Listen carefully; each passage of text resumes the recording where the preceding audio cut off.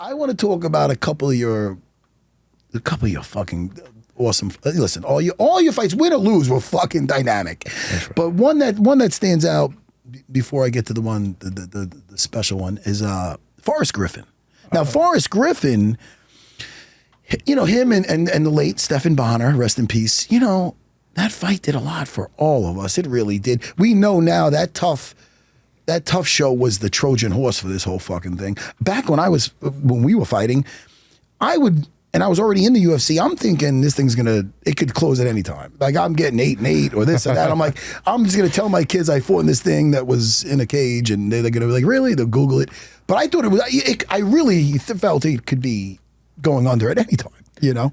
That was a beauty back then. Like, it was all like, even the UFC staff and everything, it was all like, everybody's like this family trying to make this sport work.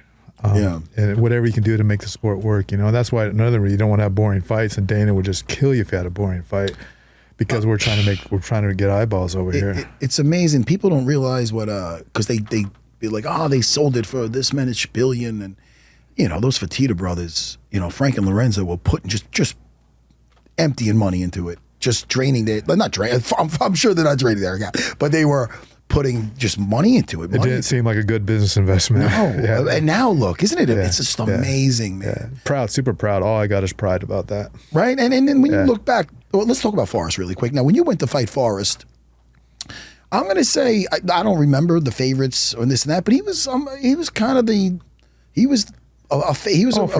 face. He was kind of a golden boy right there. He was. Yeah, they don't want him to lose to me. They didn't want him to lose to you. Let's just say what it is. That's cool. You know? How did that feel? That was fantastic. Yeah, it was great. Forrest, that's another thing that I remember, Greg, the funny thing, Forrest is a big dude. Yeah. He's a big, strong dude. He's not like, you don't look like, he's a big, strong guy. And I was supposed to take him down in better grappling than him. Greg said, I'm going to take him down, submit him. And I just remember standing across the ring at this mountain of a man and like, man, I don't know if I want to waste too much energy on that. That's the thing about the grappling too. Yeah. You know, it's one thing with Marab's gas tank, but one failed takedown or he gets back up, you're like, oh, fuck. That's fighting, right? People don't understand is like if two people are in the same ballpark standing up, and I try to shoot, if we're in the same ballpark, I try to shoot down and I take you down, and I spend all that energy, I don't get it, all of a sudden you're a much better boxer than I am, because my muscles are filled up with blood and all that. 100%. And the wind of the up and down is something that you're not going to get that from jogging. You're not going to get it from you. It's like that wrestling wind. You need to do that in sparring, in training.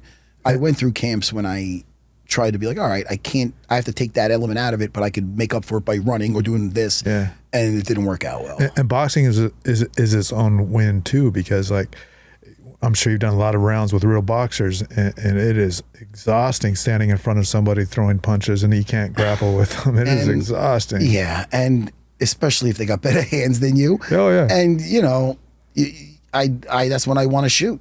I want to fucking shoot. And you got, but you know, there's a method to the madness. You need to do the specific kickboxing alone. You need to do the boxing alone, and you need to put it all together.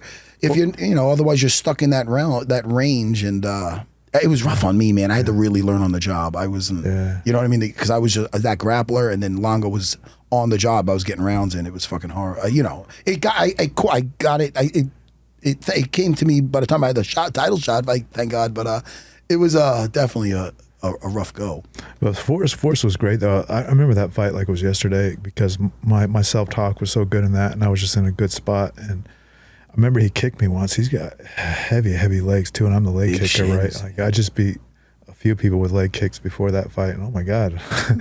But my self-talk was like that. I just remember a point in that fight. I knocked him out in the first round, and it was pretty even back and forth throughout that whole round. And I remember looking at, you know how this goes, standing across the ring, there's probably a couple minutes left, maybe a minute and a half left. And I remember like, I'd seen his face, like, oh, he's tired. Oh, he's breathing hard, he's tired. Wait, am I tired? No, I'm not tired. He's tired. And once you see your guy's tired, boom. It's funny how it'll make your endurance better. Yeah. It'll be like, wait, look at him. I'm like, oh, that's better. Yeah. But you see the other guy getting off the stool a little bit, or a little not as confident as when that fight started. Fighting's a lot of poker face, right? What about when you hit somebody? What about when you hit somebody? Boom, clean shot, bam, nothing. Like, it's so funny. Gonna be a long fight. And that comes with the sparring too.